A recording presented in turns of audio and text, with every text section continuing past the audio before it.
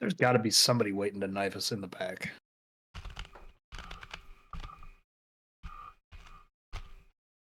There's just got to be.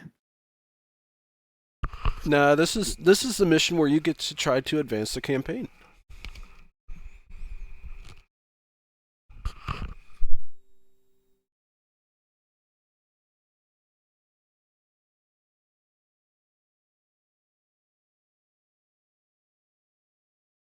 Oh yeah, and I still have to upload my picture. However the hell that works. Oh. All right, it's been about another week and a half. We're all ready to start here, yes? Yeah. It's been about another week and a half in game time. You guys have celebrated, mourned, and kind of working it over in your minds about what's going on with the Wolf Dragoons, and that they are actually now on planet. So I hope this doesn't break. Good, it didn't break. If you would like to grab dice, you may grab dice from here. You should only need your 2d6.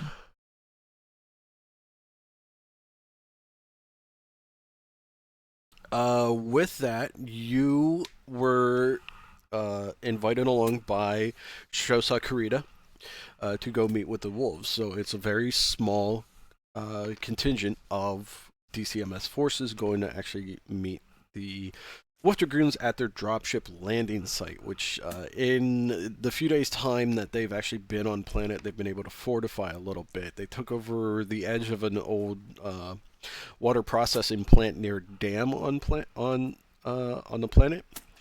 As a reminder, you guys are still on Wolcott. And this is right around the edge of one of the swampy areas where a massive battle took place. Signs of the battle are still visible. There's still downed mechs, sunken vehicles.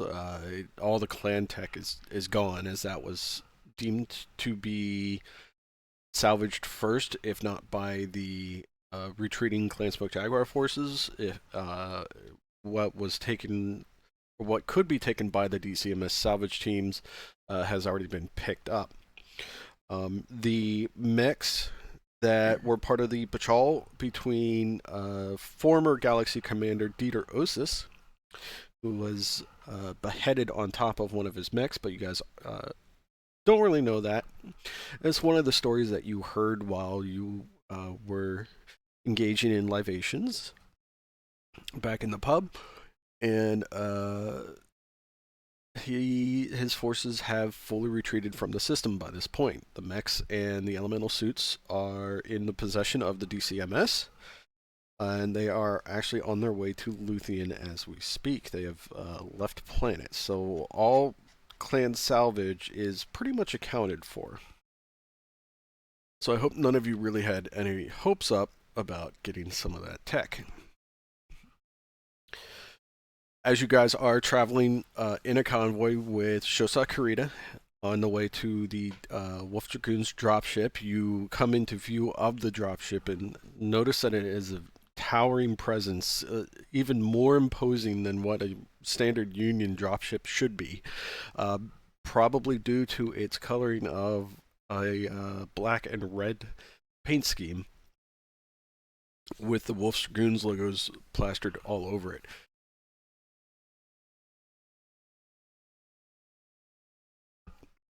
Shosa Kurita kind of looks over at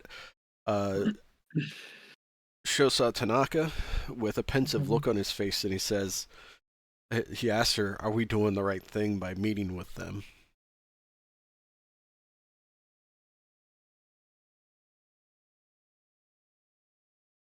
I feel at the very least if they've decided that they wish to parley and discuss things, that we might as well hear them out. And should the worst come to the worst, then we'll protect you to the last.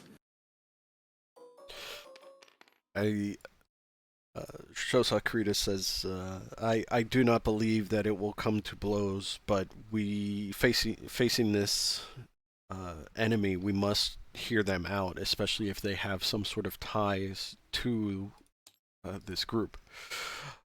I ask you and your men to be on your best behavior, as I am sure that they are quite on edge. And knowing the Wolf's Dragoons and knowing their history, they are quite capable of dealing us a devastating blow. So I would like to not antagonize them, if at all possible. She nods, turns very emphatically to the rest of the lance if they are there. They're there. You guys are traveling. Yes. You guys are traveling in groups of swift winds. It is Shosa Kurita, the Ghosts of Vega, that are our player characters, and then in the second swift wind is our Bondsman and Kay Shadya along with Signe. Mm-hmm. So Yeah, she just looks around at the rest of the lance and like gives them, sort of just nods as if to make sure they've all heard that, and then gives an extra special eye to Josephus. All right, everybody roll. He looks innocent. Everybody, go ahead and roll perception. Nope. 5. 11. 12. Plus, no, that's 16. 16. 8. 8. 16 total. All right, target number on perception is 7. All right, everybody who passed, you guys see out the windows of the Swiftwind the carnage of the battlefield that lays around you. There are still small smoldering fires coming off of some of the downed mechs and destroyed vehicles. But for the most part, everything looks cold and dead. You can still see the scars of war heavily in this area, as it has not been a priority to remove these Battlemechs and vehicles from the area. Then looking straight out the front of your vehicles, you see the contingent of garrison vehicles of the Wolf Dragoons, starting with the Swiftwind over here. I'm sorry, you guys are in pack rats, not Swiftwinds. Yeah, you guys are in pack rats. There's a Swiftwind scout car acting as a first-line sentry, which you guys pull up to, and Shosa Kurita introduces himself to this to the sentry, saying, "I am Shosa Hohoro Kurita, here at the request of your commander." And the sentry kind of like looks him over and looks at the other pack rat and sees who's in there, and he gives just a curt nod to Shosa Kurita and allows them to pass. Dusaro, go into the bags over here by the record sheets that are out, and do the clan heavy or clan TL heavy. Okay. And grab yours from there. Did anybody pick the summoner yet? No. Okay. Yeah, so just it'll be the Summoner Bravo, I believe. Is the one that you faced. I was thinking of the one we first ran into, but that's still a Bravo. He's piloted the same thing the whole time.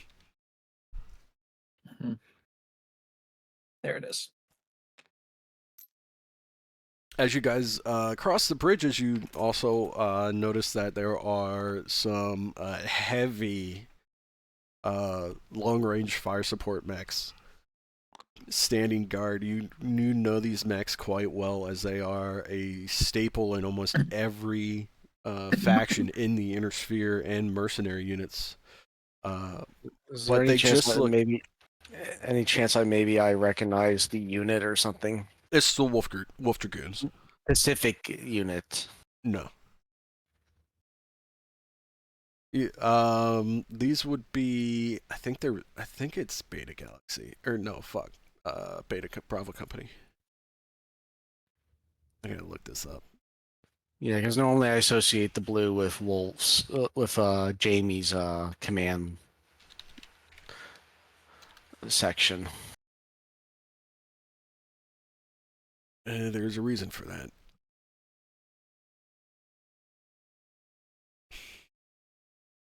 Let me see here.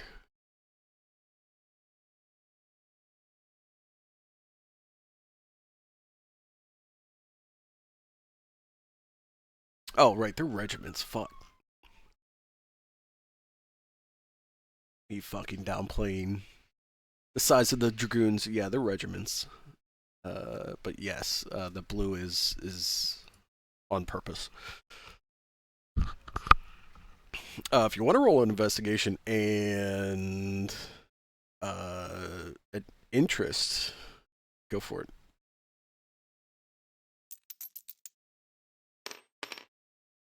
That would be a 10. Scratch them, make sure I get everything. Okay, so yeah, you recognize doing your research this past little over a week, you realize that these guys are some high level players in the Wolf Dragoons. So I don't recognize any of the regimental markings. As a 10 for 1 degree of success on interest advanced here, I would say no. Okay.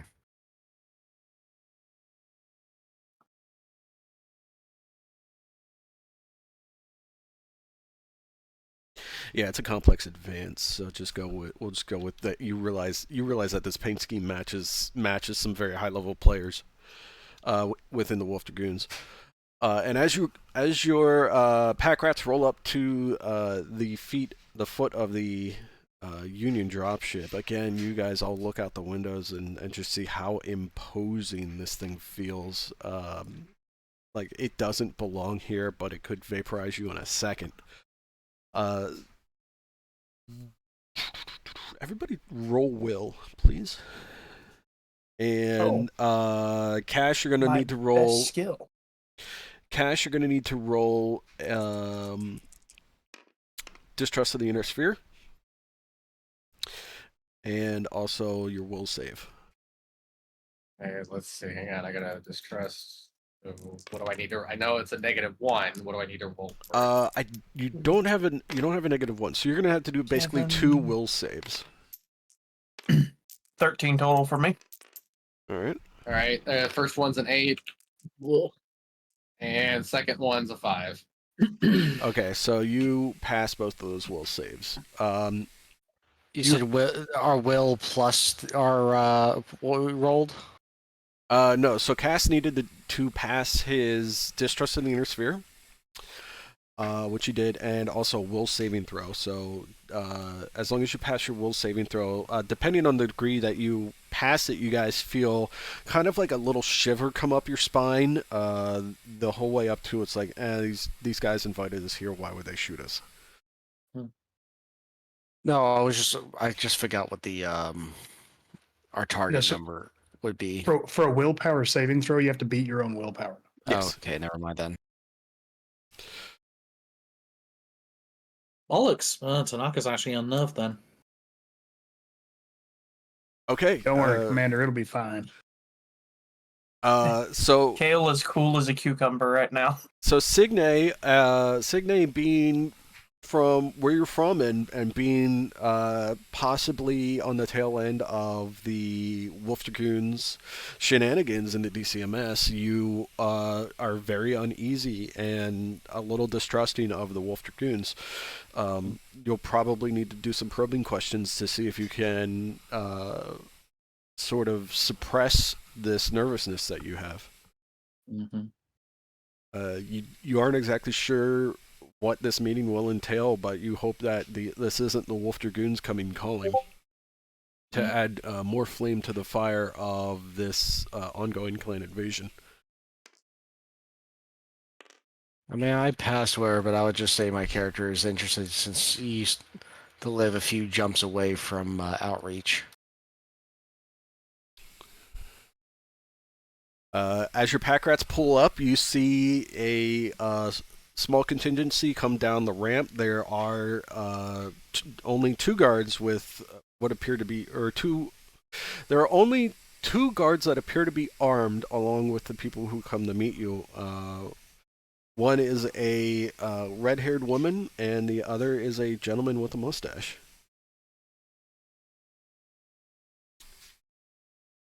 Who's getting out of the vehicles first? Or is everybody getting out together?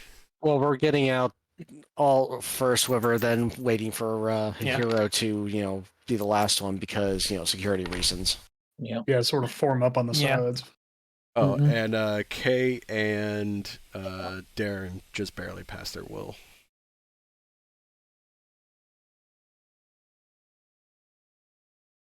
All right, so you guys step out ahead of Shosa Kurita. Let me make Yeah, it's sort of like do a- that step to the side, make way for him, honor guard Yeah. kind of thing. Tanaka has a much more than normal grip on the swords at her side. So Um, So, both Shinyadama and Shosa Kurita take an extra few seconds before they get out of their vehicle. They absolutely failed their will saves. Mhm. So they are both actually contemplating just now that you're all out of the pack rats. They're both just contemplating beating feet and just fucking leaving. Oh no. Bye. Have a great time. I have a good time. And upon waiting for Shosa Kurita to exit the pack rat, the gentleman with the mustache comes up to Shosa Tanaka and says, "Greetings, I am Mackenzie Wolf, commander of I forget if he's commander at this point, but I am Mackenzie Wolf, son of Jamie Wolf of the Wolf Dragoons. I was to understand that Shosa Hofuro Kurita and Shinyadama were to also be a part of this meeting." There's evidently she's drawn a breath and looks very tense about it. Her eyes dart back to the vehicle for a second. She looks back to him. I am Shosa Signe Tanaka previously of the 14th Legion of Vega. Hiro Kurita and Shinyadama are present. I believe that they are just composing themselves, if I may. The notion this is somewhat irregular. He says, "Yes, given our histories together, I can understand your apprehension, especially as a member of the ruling family of the Draconis Combine. Being present here amongst us, we can understand that it is probably a little bit unsettling." And let me see if I can get this to work. I didn't like the file type that this is coming up as. Okay, it's not going to work. Oh, I was trying to get a file, an image of Mackenzie Wolf. Maybe I'll just crop one in later. But I like what PGI did with Mackenzie Wolf for MechWarrior 5 Clans. He says he gestures to the lady standing next to him. Says, "This is one of our esteemed MechWarriors. You may call her Samantha." And she says, "It is an honor to be here and very nice to meet you all." As at this point that the first pleasantries are over, that both Shinyadama and Shosa Kurita exit their pack rats.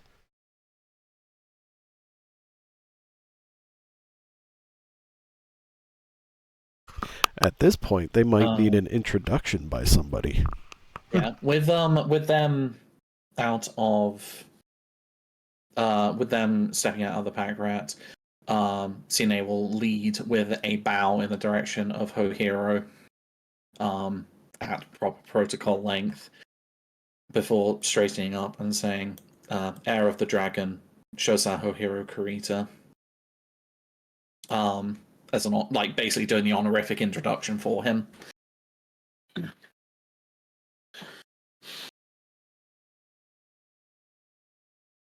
And Mackenzie looks over at him and he says, "It is an honor to meet you, heir to the dragon, Shosa Hohiro Kurita. And your consort is not the right word. Companion, compadre, amigo, dosido, Cohort. cohort. Yeah, there we go. Shinyadama. It is an honor to have you both here with us. We understand that you may be quite shaken at this meeting, as I assure you we are as well. But given the circumstances that we are all facing here in the Inner Sphere, it was under the suggestion of my father, Jamie, that we meet in order to discuss what happens going forward. And here we go, Jamie Wolf. There we go. Yeah. Yes, the BattleTech art, Jamie Wolf. Jamie, you mean Mackenzie, right? I'm sorry, Mackenzie Wolf. He's a looker and not deemed as well of a strategist as his father. That is an amazing mustache, though. He's the a mustache- suave-ass motherfucker. The right mustache there. is his Hale has defining. to Yes, respect the mustache. the mustache is his defining feature. He gestures and does all the honorifics necessary to kind of ease the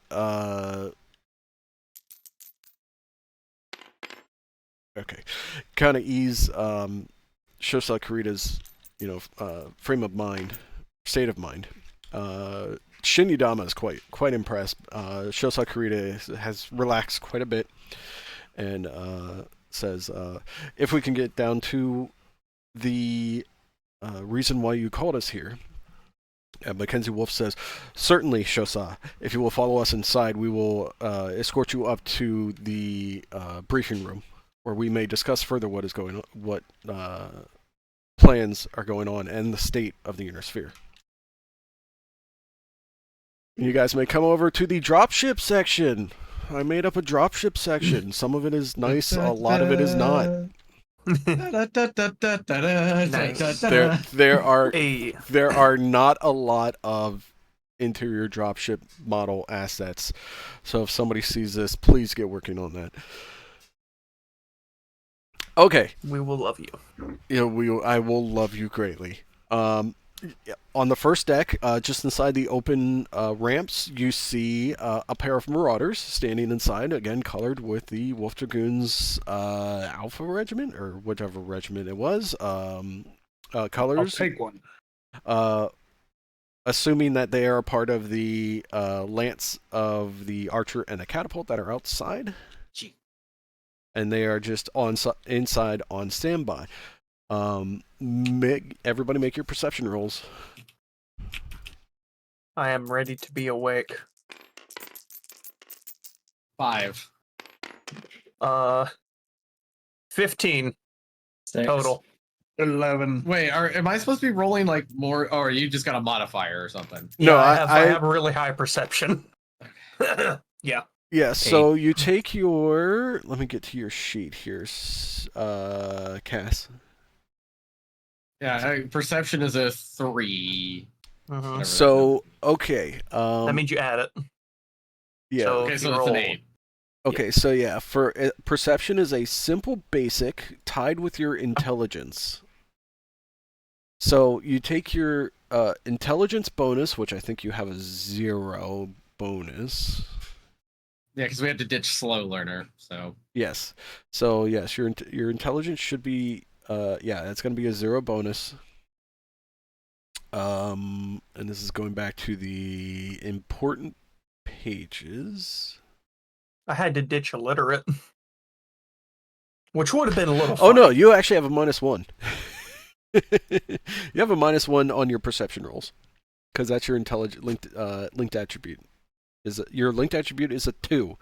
Linked attribute value of a 2 to a 3 is a -1 on your roll, and you need to make your target number, and that target number is in the A Time of War book on page 399. Is the skills list? Odd. I know, I'm throwing everything at you. So you need a 7. So roll plus or minus whatever your linked attribute is, which in this case it's a -1. So what did you roll? I rolled a 5. Okay, so -1, you got a 4. Plus 3. Which What- is a 7. Yeah. What's the +3? It's I go over to perception on line 207. It's a whatever. Oh, okay, your Self-K is. perception bonus. Okay. Yeah, so it's a 7. Yes. No, actually, hold on, because I think it's your. Is it your level plus your attribute bonus? Wait, say what? I don't know. How do we figure this? Yes. How do we figure this out? So he's got a level 3, but does that also tie into the attribute bonus? He then applies the attribute bonus. Yeah. Yeah, So, or the negative. Okay, so The the level for perception is just straight up add that to the dice roll. Yes. Okay, Yeah. cool. All right, so yeah, your dice roll 5, your perception attribute or your intelligence attribute of -1 is a 4, and then the +3 is a 7. So you Yes. make it. Starting with everybody who just made it, you see the inside of a dropship. It looks like the inside of every standard kind of dropship you've seen. Kass specifically, it kind of reminds you of clan culture a little bit. Everybody who got like one stage of success or 2 stages of success. I got a I got 15. 11, so yeah. 8. Okay, I so just passed. Eeyore, you notice that it is kind of a little Spartan. Seth, you're looking at the machines, I'm guessing. Yup. Yeah, you are. I'm guessing you're taking an interest in those pair of marauders in there. Yes. Okay, so without seeing much outside of the marauders, you notice that they don't look quite as patchwork as a lot of the other models that you have seen in the Inner Sphere. It seems that some of their special armor, or most of their special armor, is actually intact. Dusaro, you notice everything about the hangar launch deck of the dropship. You see that there are people kind of like moving about at a steady pace, doing some work, doing checks, making sure everything's up to spec, up to snuff, and also that they seem to be, just a little bit on edge. You could probably guess that they're a little on edge because they're on a Draconis Combine planet. Mm-hmm. And not only that, but you see several of them kind of take a peek at Shosai Kurita. And let me double check here.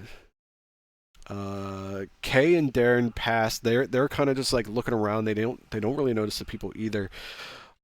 Shin and Ohuro.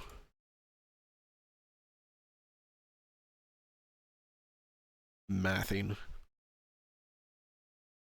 They're kind of just like eyes locked forward. I don't want to be noticed. I don't want to stick out like a sore thumb kind of thing. But I'm going to. Kale's going to lean forward to Shosai Tanaka. Ma'am, it would appear that are more as perturbed by us as we are of them. And I'm just going to nod in the direction of some people who are, looking over. She's had eyes front mostly and is kind of focusing on Shosai Kurita and Shinya Dama. But now her eyes are flicking around at the people that Dusaro's pointing out and just nods very slightly. But it's fairly obvious she is still very much on guard. Mm-hmm. all right, I gotta roll another one. Samantha nudges Mackenzie, and just kind of does like a little nod thing as well. And Mackenzie speaks up in a broad projecting voice, saying, "Ladies and gentlemen, you still have a job to do. These people are our guests, and they have granted us access to this planet." And with that, he continues on, and you kind of see the people hustle and bustle a little bit more, trying to pretend to not pay attention to who's here. There's a mild look of amusement on Kale's face. As you make your way to the center of the dropship, the Union dropship where the turbo lift is, you guys all enter. And you make your way up the turbo lift, passing through the second floor. Everybody roll me 2 perception, or roll me 2 perception. Hey, wait a minute. Mm-hmm. Roll me 2 perceptions at a disadvantage, so take the lower perception. Okay, so roll. All right, well, I don't think I can physically roll lower than that. I saw that. I rolled snake eyes. So my lowest is an 8. 9. My lowest is a 9. My I rolled lowest is a snake 7. eyes, so low amount. Granted, 9 snake for eyes for me. me. Snake eyes for me is still an 8. Excuse me. It's still a 7. So. All right. As you're passing through the second level, the standby deck, those of you who did pass your perception, notice that they have. This is where they have the unique machines that they probably don't want people to be seeing, but are also here as kind of a show of force and just a show of what is going on. Who had the highest roll? I had a 9. I had a 9. I only got a 7, so I just barely scraped I past. got a 7. Okay. Like, Edward's eyes are going to be like white as dinner plates and a little grin on his face when he sees all these mechs. He's like, that's home right there. those of you who got a 9 do see the collection of mechs in there. You do notice some of the ones in here are of clan origin, but you don't really notice the very unique one that is standing over here. You just see it as another fucking Warhammer.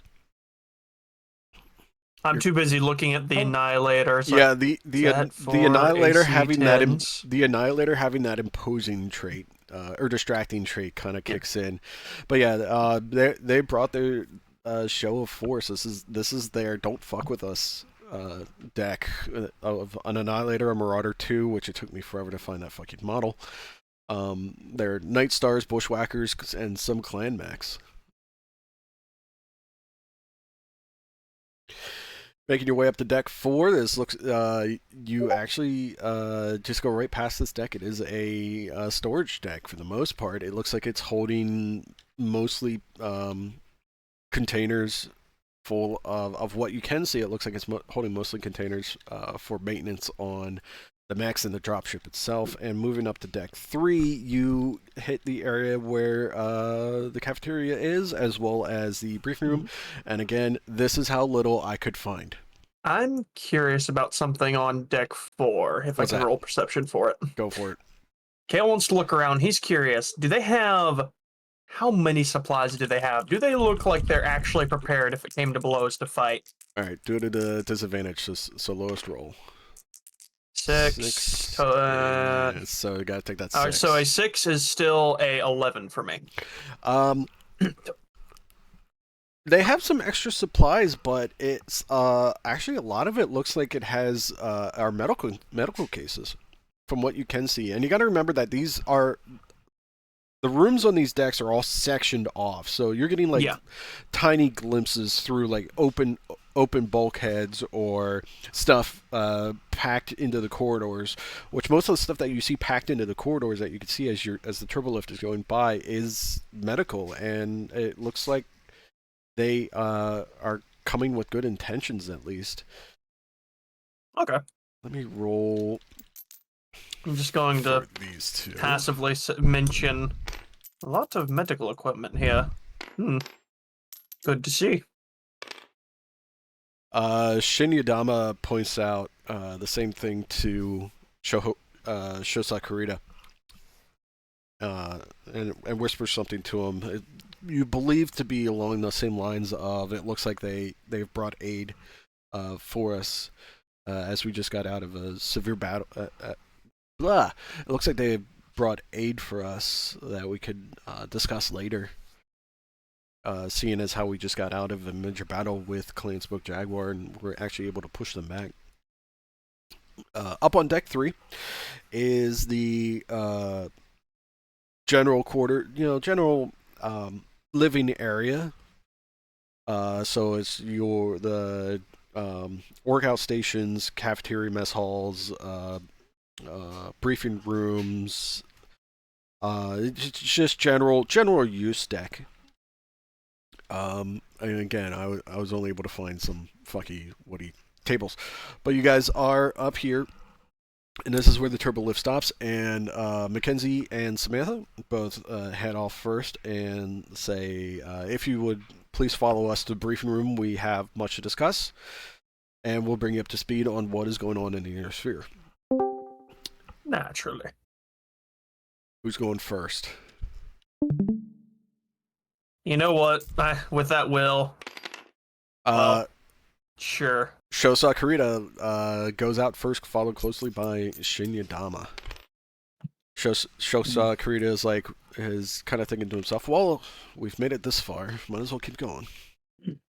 Yeah, thing about attack? Yeah, with that will roll, Kale is unperturbed. He'll just... he doesn't want to step in front of the Shosa Tanaka, but if she seems to be a bit hesitant, he'll start and then let her go back up to the front. She's definitely seems to have relaxed enough that with Shosa Kurita's strides forward, that she'll follow on behind without too much issue. Okay. Having seen the mostly medical supplies and not really taking much notice of the mechs in the hangar of the show of force, a lot of her mind is now kind of like, okay, well, if her hero's gonna go fully into this, she will too. And Josephus will make a point of bringing up the rear behind the bondsman just to make sure they don't get out of line.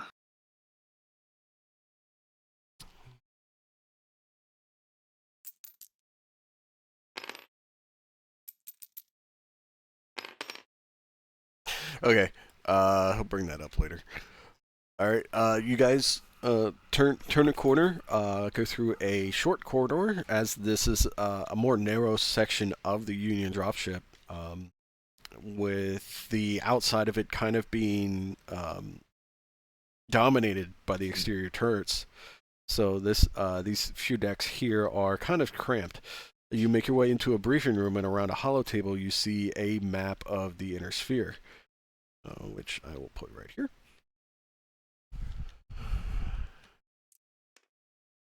All right, where's everybody standing? So Mackenzie Wolf will be at the head, or the main command input for the hollow table, with Samantha kind of back to his right.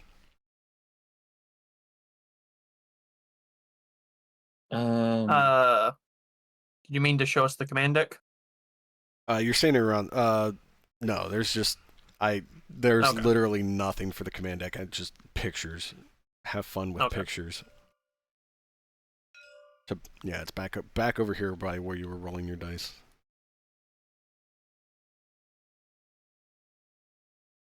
Here. Well, I could also do this. White pawn, red pawn, orange pawn, yellow pawn, green pawn, blue pawn, purple, pink, and black. So whoever is whoever.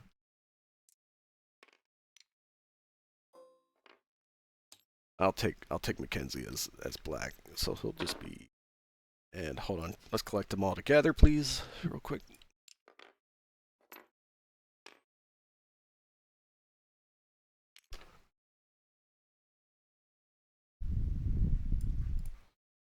If I can select them properly, there we go. Expand. Domain expansion. All right. So Mackenzie is here.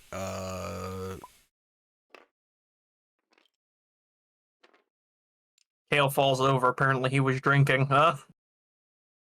Roll a...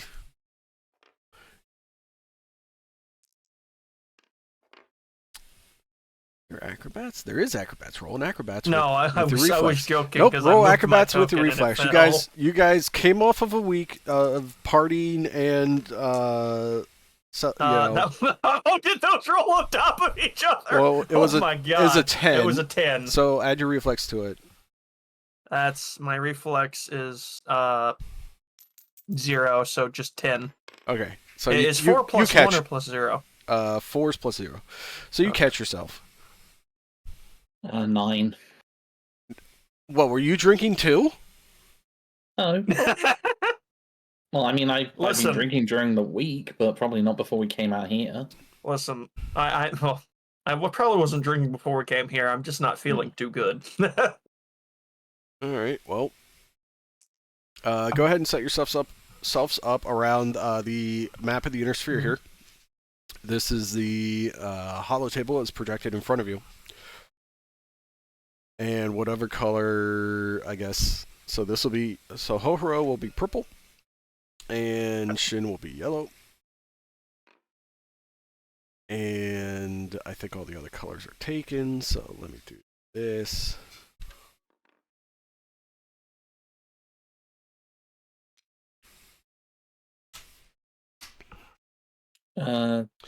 Tanaka will be behind her hero to the other side of Shin, basically. Okay.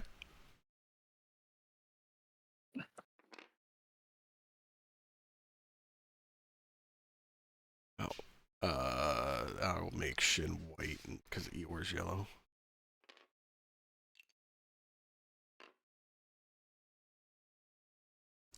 Okay, so there's Kale's gonna stand on this Josephus, side. There's Kale. There's Kass is gonna be there. Give me another one. Eeyore. Go ahead and place your character somewhere around the hollow table here. Just anywhere. The hollow table is just the map of the inner sphere right now. Eeyore? Hello. Eeyore disconnected a little bit ago. I'm Yeah, here he now. reconnected. What do you want? Are you alright? So barely. Are you okay? So what was the question you're asking? Set Yeah. yourself up around the map of the inner sphere here. This is Like we're at the hollow table with yeah. the Dragoons and stuff.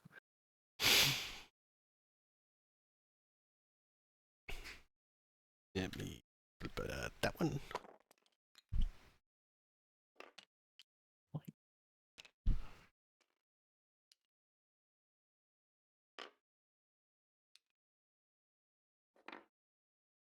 Okay, and K is gonna go over here. So Kale is the brave one. Got it. We can't all be on the same side of the whole table. And that's gonna be Darren. So the bondsmen are standing behind their bonds holders. Kale and Kay are both kind of leaning over the Davian side of the hollow table with Shosai Kurita opposite of Mackenzie Wolf.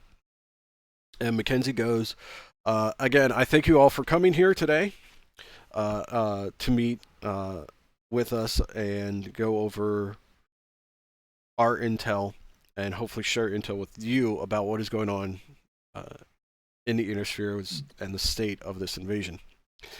As I explained to you, we are descendants of the clans. Specifically, we are from a clan called Wolf. My father, Natasha Kerensky, they're all the old guard are originally members of Clan Wolf. We would like you to keep this information on a need-to-know basis. As part of us sharing this intel with you and offering this knowledge as part of credibility, we ask that you keep it confidential between only the parties here. Josephus, you got something to say? No, he just nods. Okay. Can I just say something regarding out of character stuff? You do realize this doesn't happen until we get the outreach, right? I'm Why are you working on doing it. this? Why are you doing this early? I'm working on it.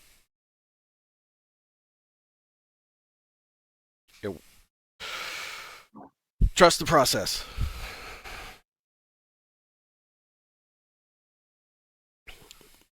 At this point, Shosa Kurita looks around the table and says, I expect all of us here to be held to a vow that we will not share this information outside of the members of this room. And he looks at everybody pointedly to make sure that they understand. Kale Would gives I a show solemn nod. Aye. Mackenzie says, okay, with that taken care of, let us get down to the business at hand. We will start with the invading clans progress as of last year, 3049. They took over the periphery states with quite ease, relatively. If you have received reports that the periphery has gone dark or have heard any blowings in the wind, they are true. The reason why the periphery went dark was because they were all taken over by the clans. And he touches a few buttons on the side of the holotable, and this map comes up. It says this is the clan's projection for their advancements. So far, they have planned out 5 waves. This is only the 3rd wave. I think it's the 3rd wave. Double check here. Where the fuck are we? It's Wolcott. There it is, right there. There's a sharp hiss from Kale as he looks at it. Yeah, so Yeah, their first wave, as I'm sure you members formerly of the 14th Legion of Vega know, they took Turtle Bay and neighboring planets, spinward and anti-spinward of that line of the Draconis Combine.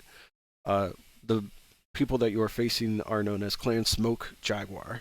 They are very tough and very aggressive. Probably one of the most aggressive of all the clans that are participating.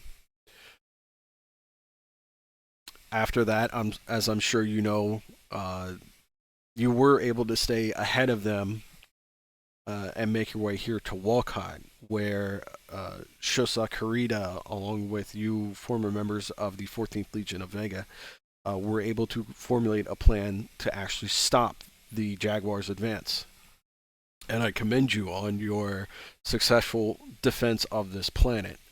It's my understanding that you did get some clan assets out of this, and I highly suggest that you send them off to your technicians immediately, because this invasion will not stop.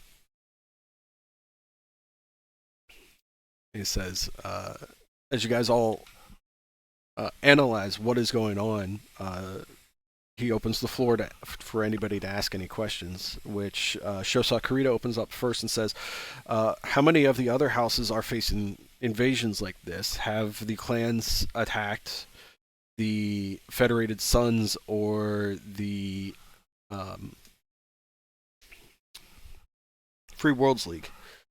And Jamie says, no, they have not. They've come directly from the clan homeworlds, which are coreward of the Inner Sphere. We have promised our more senior members not to reveal where the clan homeworlds are.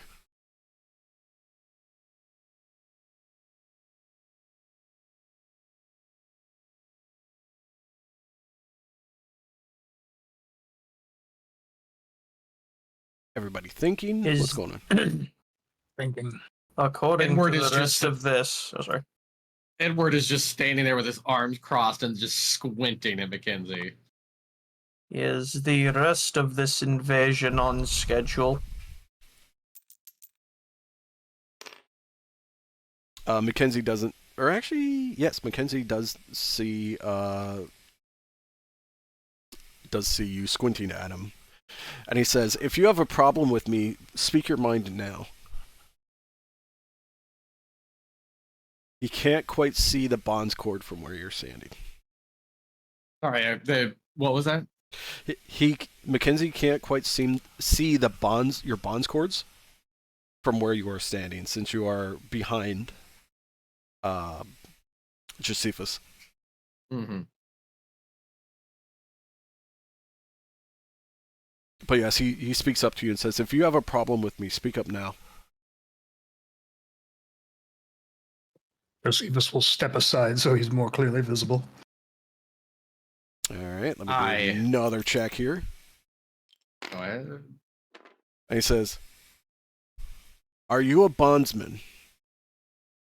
Yes, I am Edward Corbett, formerly of Clan Smoke Jaguar. Mackenzie takes a second and takes up the pose as you see in the image there, and he's like,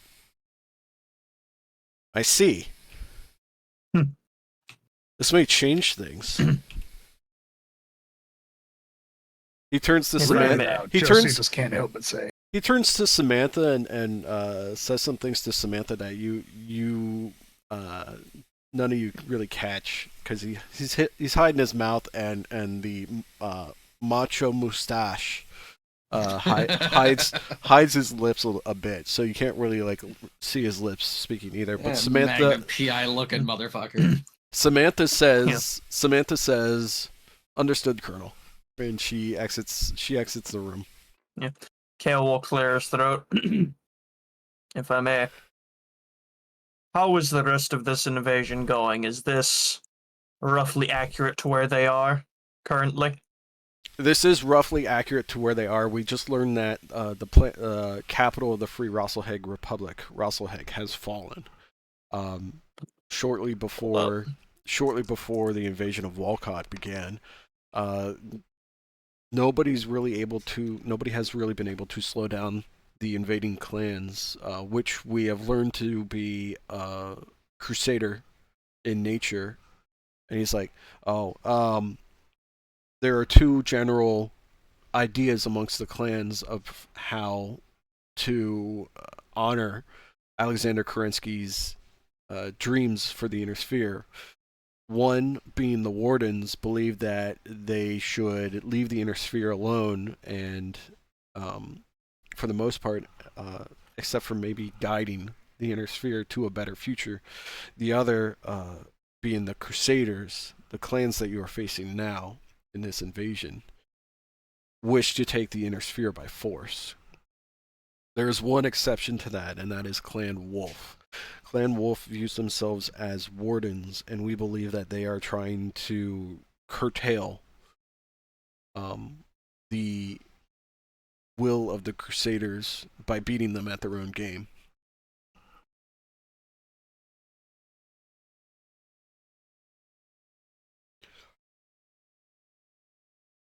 Kale's face visibly tightens and his eyes narrow at the mention of Rosselhog falling, but he doesn't react beyond that. Do a will save. I did. I passed it. Oh, okay. How much did you pass it? By 3. Okay, so you're.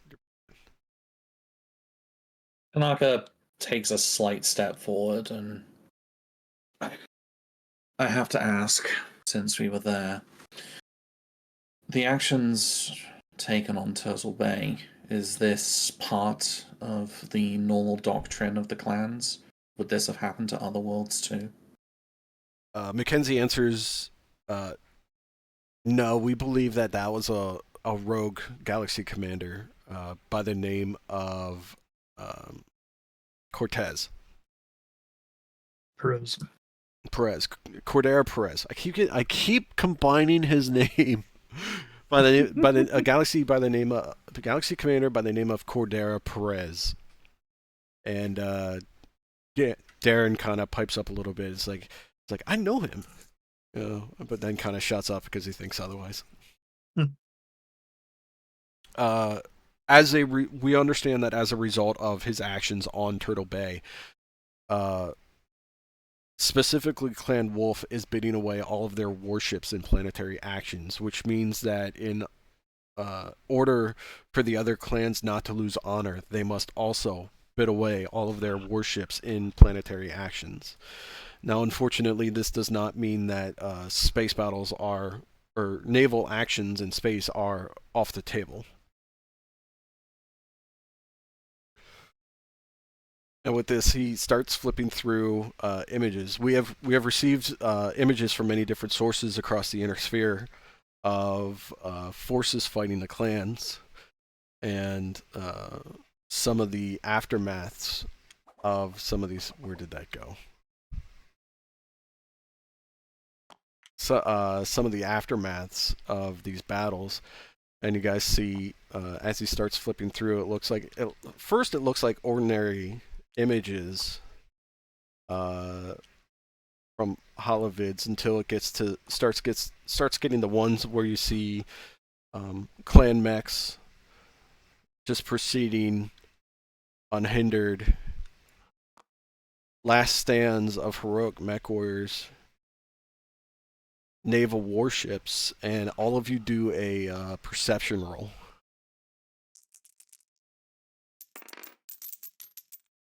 That's a 10 for me. 8. 9. 11. And do everybody who passed perception do...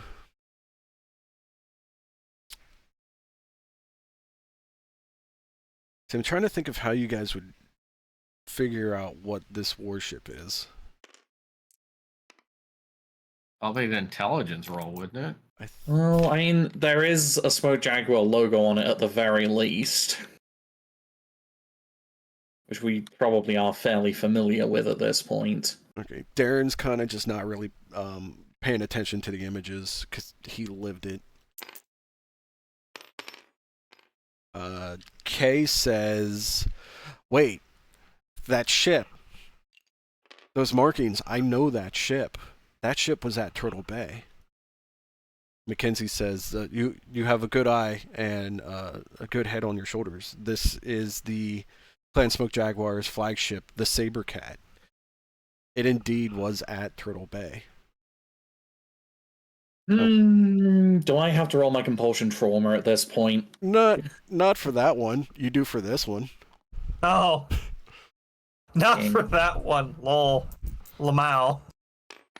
And everybody just stares deadpan at the next image because many of you lived through this event, survived this event while so many others did not.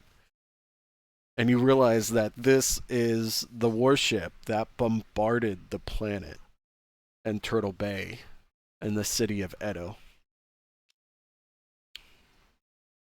Following this image, you see other brave last stands of mech warriors as they fight against clan machines. There was definitely, for a short moment, Tanaka was like right up against the table and probably her hands digging into the console in an unhealthy fashion, but she did manage to resist it. Let me see. Shosa Kurita's okay. Shinya I want to know okay. which mad lad had brought a cataphract to the clan invasion. I want to meet that guy. It's just a war trophy. They were throwing everything they could at the clans to try to stop them. This is all. These are all images that you guys might have never thought you would have seen before. Yeah, it's buried in there. And then I want the cataphract. Put the pictures down, thank you. You see images of cleanup teams going through cities, snuffing out all resistance. Hold up. Okay, I know specifically where that's from. Don't. Yeah, I know. I was just gonna roll an interest. Mr. Eldonius does very good work. You see other images of comrades in arms burying each other and reading last rites.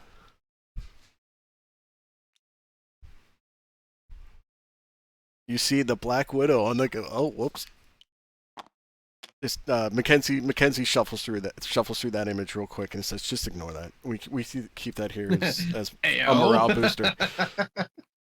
You see, and the final images he brings up are more units trying to hold out against the invaders. You know what else? That'd be a devastating battle line. Awesome Marauder Archer Atlas. Yeah, Mackenzie just kind of like secretly like stashes away this image.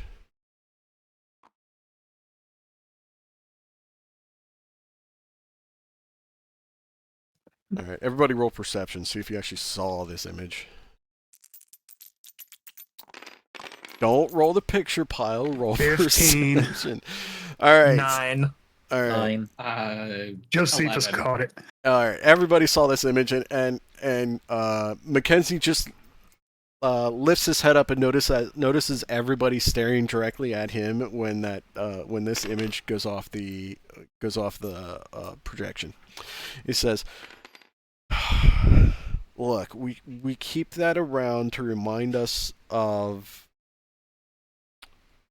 how good we have it. It's a morale booster."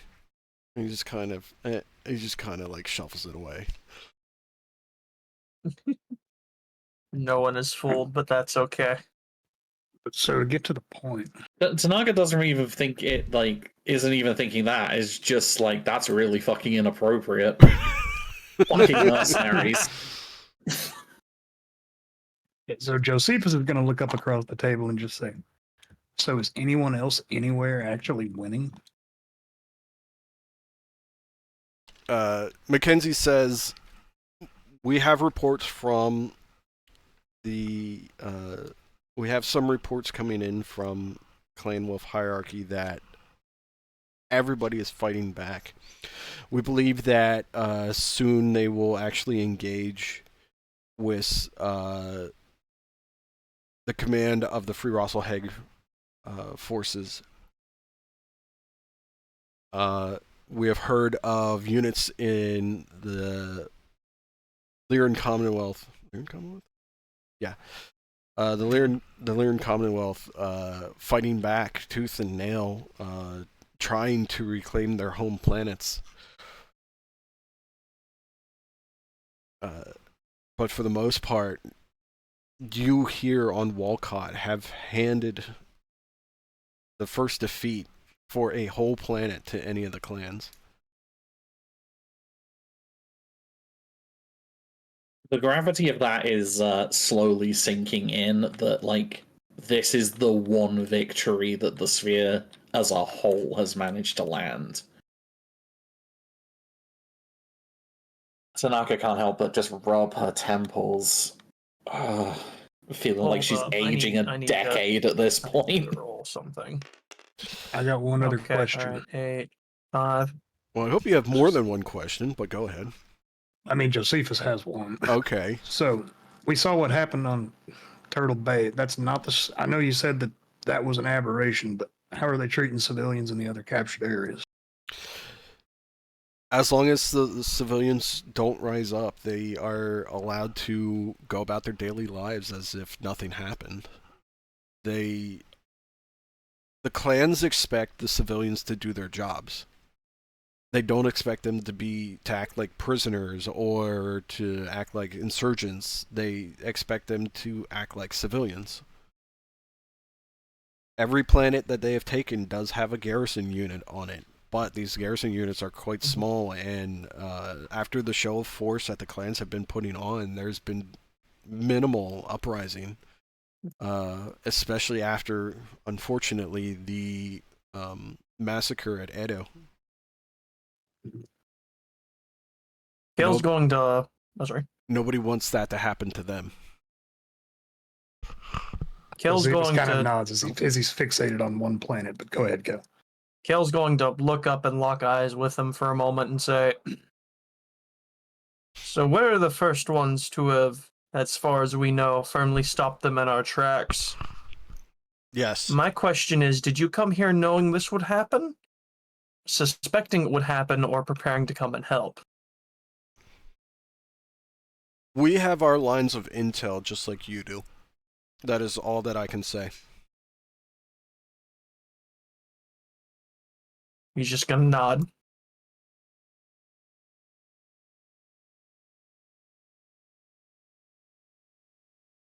Oh, by the way, it is now towards the end of October. So it is as bad as we had feared. Possibly worse, even. How much of a dent have we put in this war machine? As far as a dent in the war machine, this is merely a drop in the bucket. They have, what is it? 4 invading clans? Mm-hmm.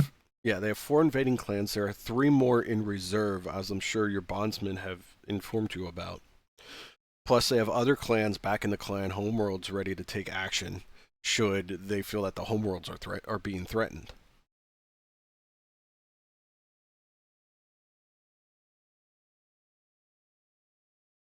The amount of material that and advanced material compared to the inner sphere that the clans have just it pales in comparison to what you have seen so far.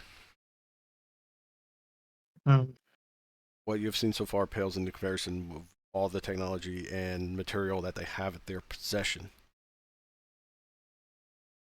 Is a well, Speaking of material, I'm sure that there are machines that you have faced that you would like to know more about. yes. Plenty. We've had the fortune of being able to see some of them more up close and personally than one might expect. He says, But there is still very little that we actually know. I am able to answer any questions that you may have as long as it is within our knowledge banks. Alright, Eeyore, we'll see you later. Take care, Eeyore.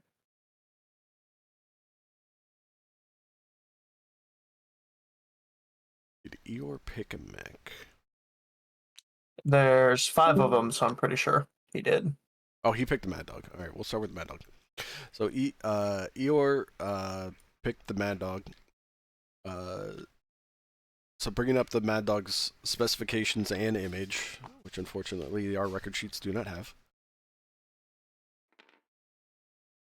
Let me double check on that.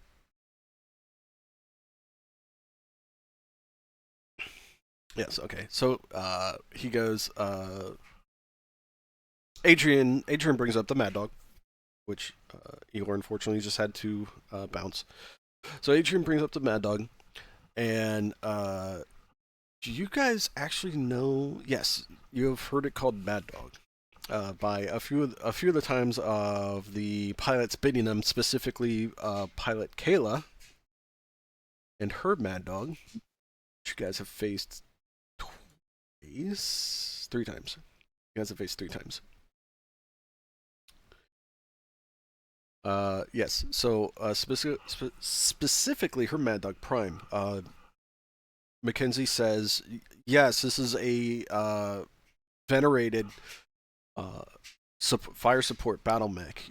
It can run a bit hot, but its backup weapons, those pulse lasers, are quite deadly should it get into direct fire situations, as I'm sure that all of you have come to learn having faced it before. The issue with this machine is that it has very little armor and runs extremely hot. There are several clan machines that actually do run quite warm, so if you can get into protracted engagements with them, causing them to, or provoking them into firing over and over again, they will shut down in short order, because these mechs, all the designs for the clans are built for dueling purposes and short trials, not for prolonged battles.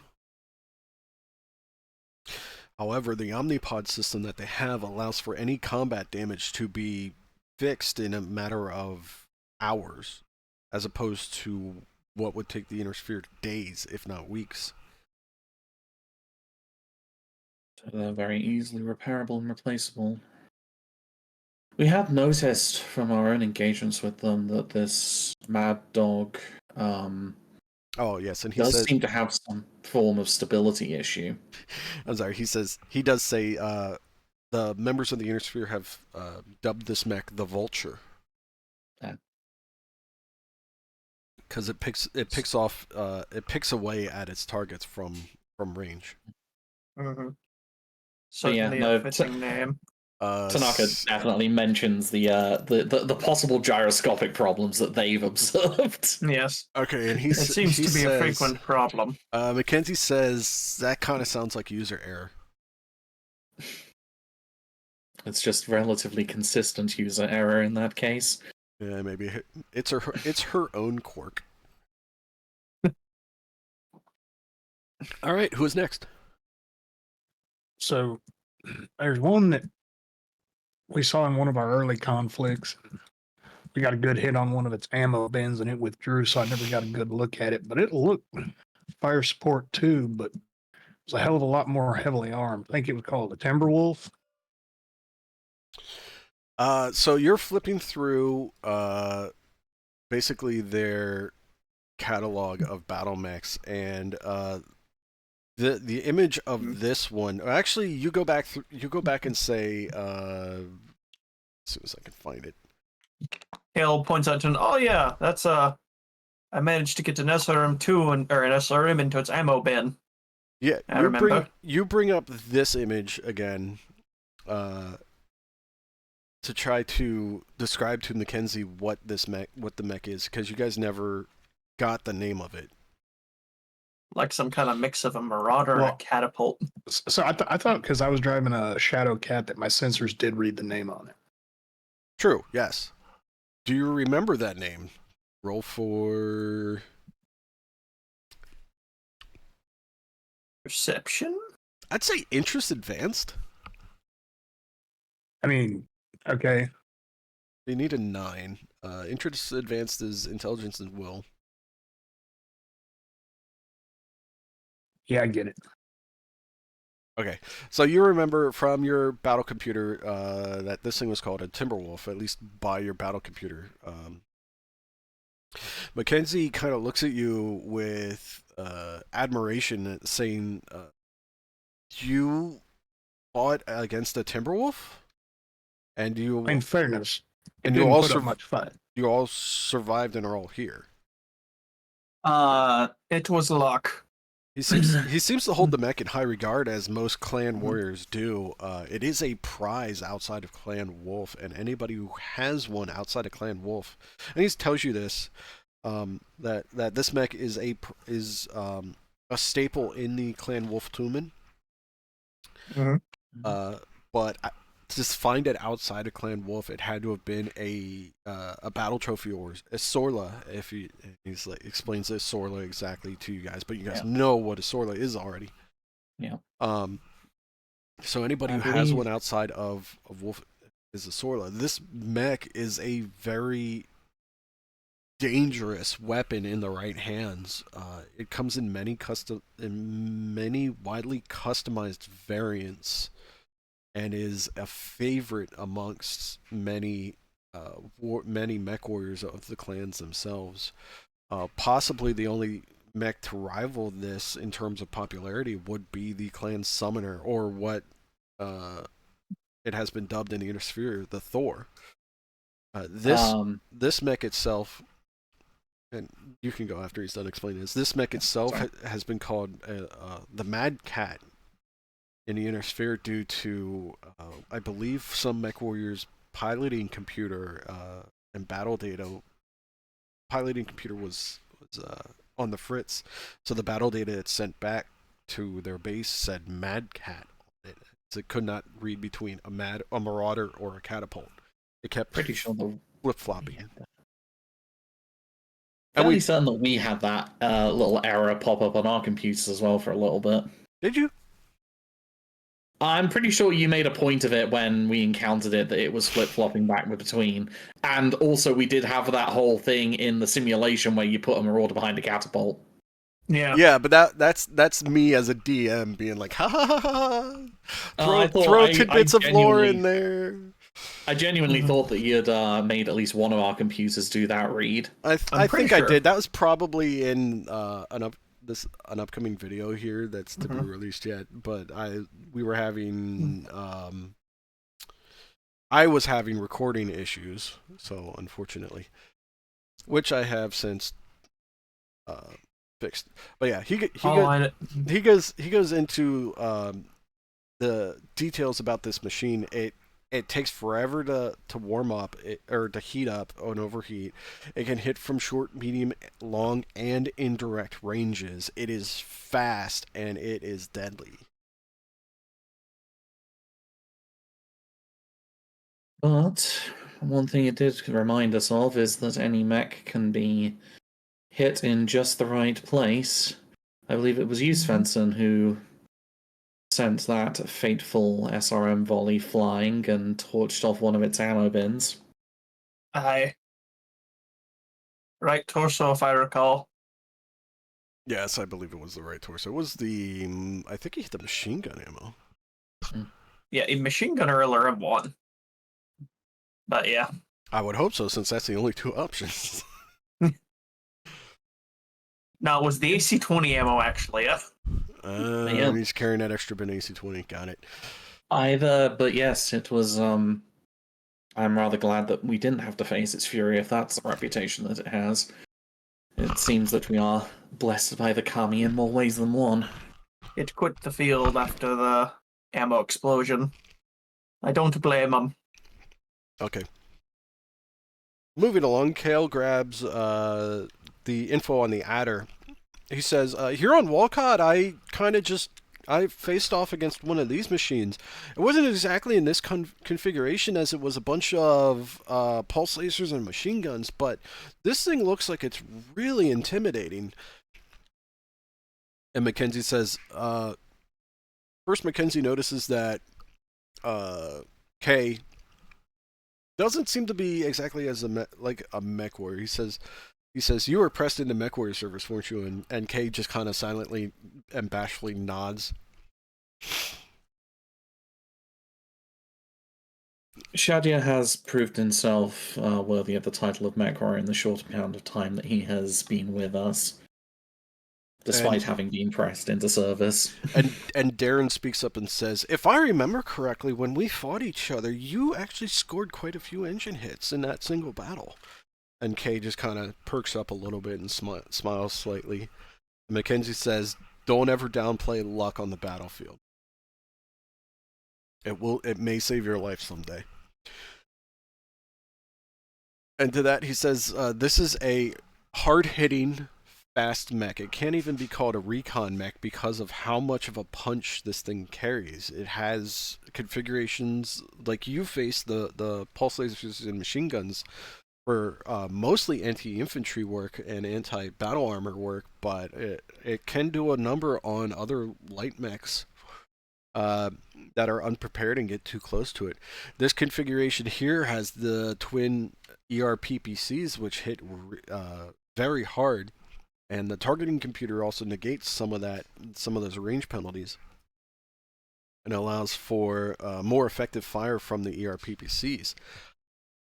There's also indirect fire support configurations, and he goes into the whole spiel about the adder, and he says with how hard this thing bites and its extreme mobility, people in the inner sphere, as we have learned, have started giving this the nomenclature the plume something nomenclature of a puma, as it strikes fast and hard.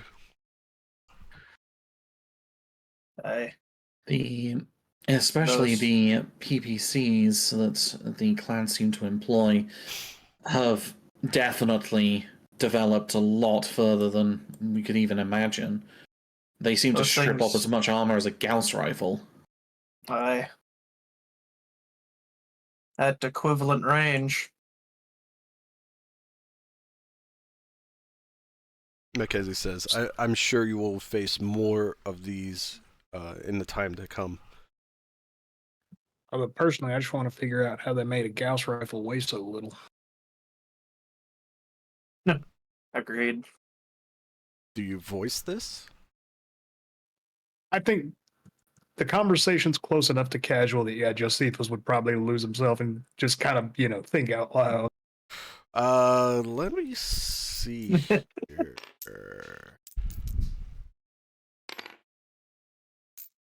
I'm gonna throw these dice, I swear to God. Mackenzie and Kay are kind of clueless as to how to answer your question. Darren, however, speaks up and answers like, "Oh, well, they actually kind of incorporate some modular endosteel components. However, so that they don't want to make it so large, and they're trying to reduce the space on it. They use lighter materials as well, and a new refining process for the metal, and the magnets are compacted and spaced in such a way that allows it all to be a more compact and light." He goes into whole scientific technological spiel of how they made the Gauss rifle lighter. And I think it is one smaller. Yeah, I believe Yes. it's one or two crit points smaller. I think it's just one though. I think it's one. Sarna!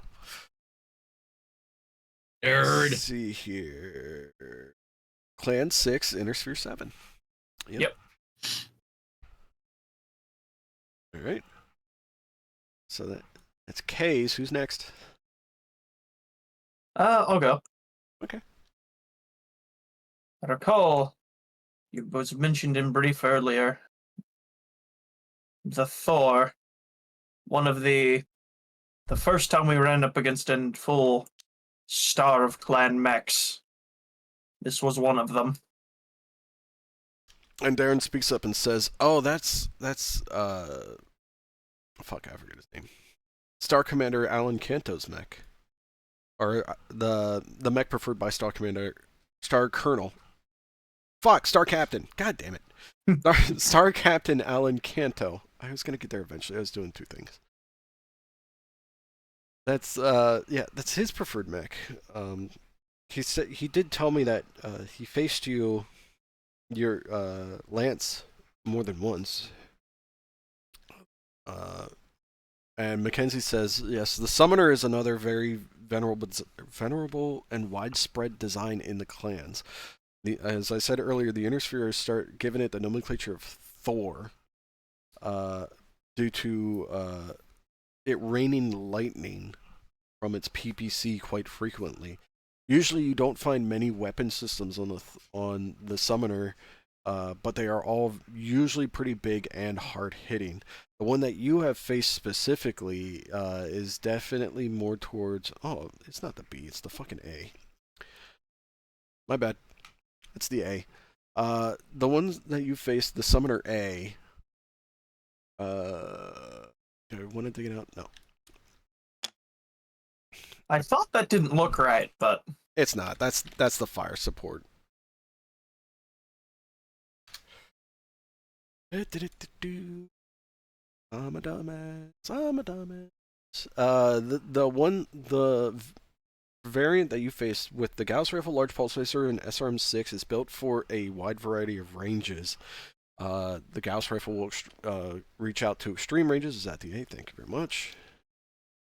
Backed up with the high precision of the large pulse laser and the hard-hitting punch of the SRM-6 at close range.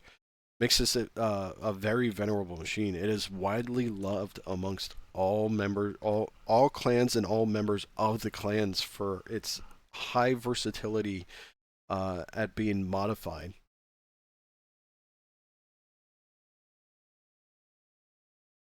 I wouldn't mind one.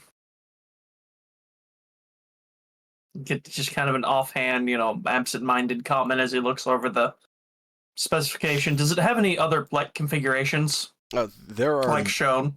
There are many configurations for what we know so far. There, 1, 2, 3, 4.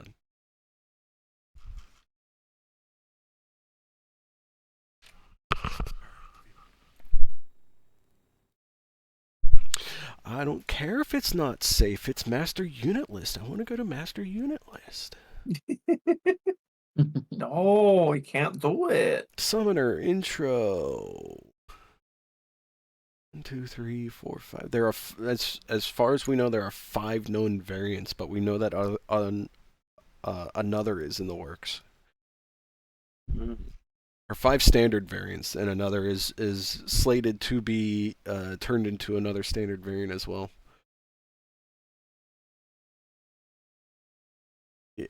Yeah, 5 splitting off into fucking a lot.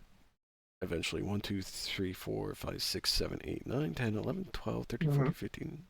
Yep. So we're a third of the way through the summoner, if that tells you anything. Alright, and last but not least, Colonel? Mm-hmm. Captain. There's been... Captain. Yeah. Major. There's Sergeant? been... No, Major. Major, yeah.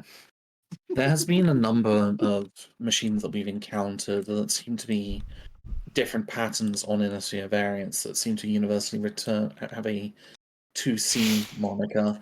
Although out of all of those, the one that drew my eye the most was a seeming upgrade of the Marauder. And he said, so as you're looking through their standard frontline Battlemechs, which are all Omnimechs, you are having trouble actually finding this design. And Mackenzie realizes that you're describing the Marauder 2C, and he flips it over to their second line units, to which he believes that it might have been like a garrison unit or an older unit that had this Marauder 2C in it, or for some reason they had a Marauder 2C, which looking back on it, you believe that it was kind of that the Alan Canto and Kayla were put in this unit with this mech because it was as punishment for failing to get their assault star to Edo City. So he goes, it is, Mackenzie goes, it is quite odd to see a second line battle mech facing off against Intersphere forces. What sort of engagement was it where you saw this machine? This was where we also saw the Timberwolf for the first time. A star had been raised and was flattening the remainder of the command center of the 14th Legion. It was a search and destroy mission while we were evacuating. Mackenzie sits, ponders in his pose. And he goes, okay, I think I understand the circumstances where they might send us out at you. You shouldn't have to worry. You shouldn't worry about seeing any modified Intersphere designs outside of normal patrols and planetary conquest missions from the clans. These machines are usually relegated as second line garrison, Solama unit designs, as they're not seen as fit for frontline service due to their older technology. Now, this design here is a modification of the Marauder from the Inner Sphere. Many Marauders were taken by the Exodus fleet to, or were out of the Inner Sphere with General Kerensky's army, and they were later modified and adapted to become more powerful and to see how far the designs can go. This is one of them, and as you can see from the loadout, it is a very devastating machine, even at 85 tons. Just 10 tons heavier than a regular Marauder. It carries a lot more firepower. The notion that something like this is considered not fit for the front line maybe one of the more terrifying things that you have mentioned today. We'll save and throw.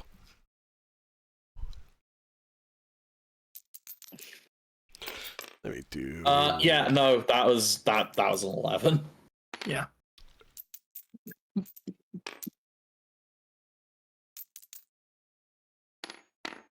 Shin almost pisses his pants. Hohoro's fine, and Darren's like, this all makes sense.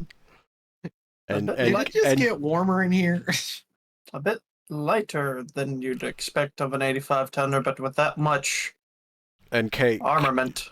Kay is just kind of absorbing it all.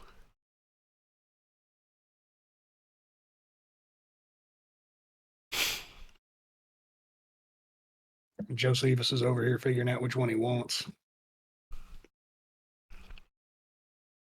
Take the summoner. You mean you don't want the Thor? Like, with that, Thor makes no sense to me. With that, Thor makes perfect sense to Samantha me. comes back in a few moments later, and she says, "Colonel, you have approval. It is go." And Mackenzie nods to her and looks directly at Shosa Kurita, and he says this: "Shosa, we have a proposal for you. Come train with us on Outreach to fight the invading clans. We believe this will be one of the best shots that you have to stopping the invasion.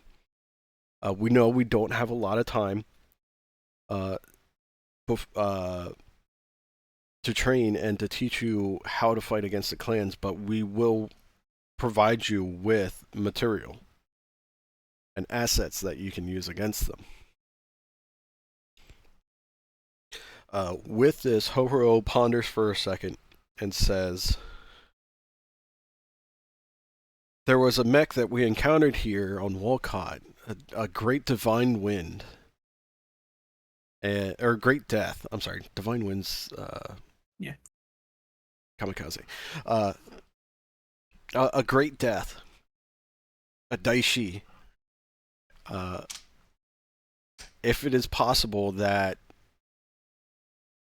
I may be able to get my hands on one of these units, I will agree, as long as it is approved by my father, the coordinator."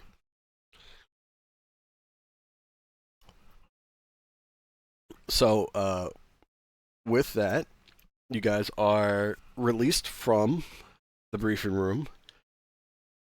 Does anybody want to try to go anywhere else on the dropship?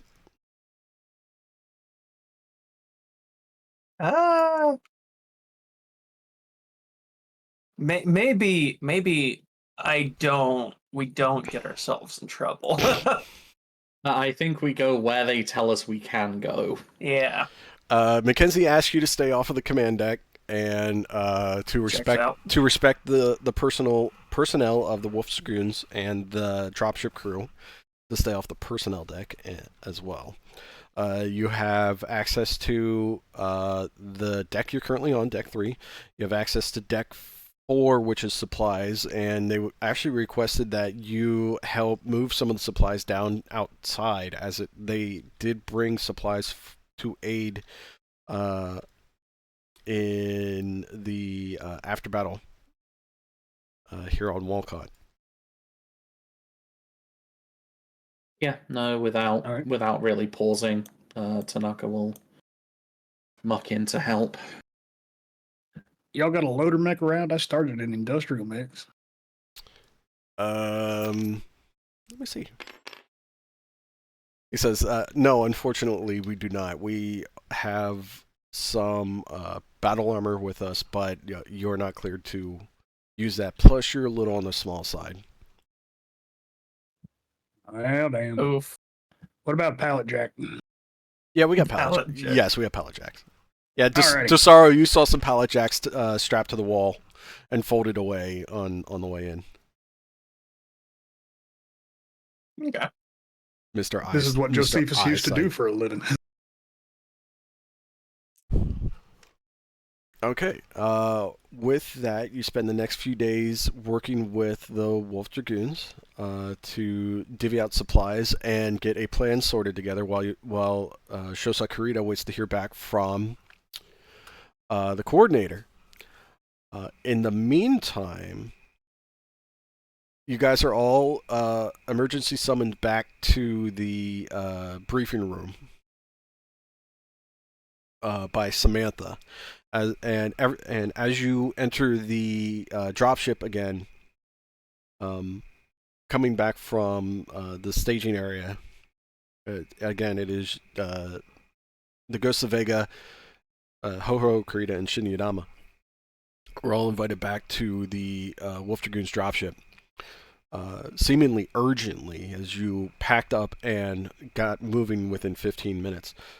You make your way back up to the briefing table where there's now a flurry of people in there, along with Mackenzie and Samantha. And as Mackenzie sees you all open the bulkhead, he motions you inside quickly, and everybody else kind of like slows down and stops and takes a look at who has joined. He looks up and says, we have word from the Free Rosselheg Republic. Ilkhan Leo Showers has been killed by a Intersphere Aerospace pilot named Mira Toraborg. Most impressive. It appears that she rammed her crippled aerospace fighter directly into the bridge of a Clan Wolf warship known as the Direwolf. With this, there has been a recall order amongst all Clan Blood-Named Warriors to head back to the Clan Homeworlds and elect a new Ilkhan. This is very advantageous to us as it gives us time that we desperately need to prepare. And he looks at Mackenzie looks at Shosa Kurita and says, I know you have means of directly contacting your father. I suggest you get that approval now.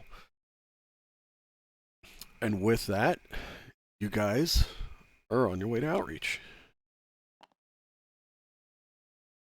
Hell yeah. There are going to be a few things Kel needs to do before we leave, but oh yeah, you got to get more meat supplies. Yeah. I need more meat supplies, and I also need falconry supplies now, actually. Yes! How many experience points did you need? I have enough, actually, all right, to get to rank 2. To rank 2? Okay, yeah. All right. That gives us some stuff.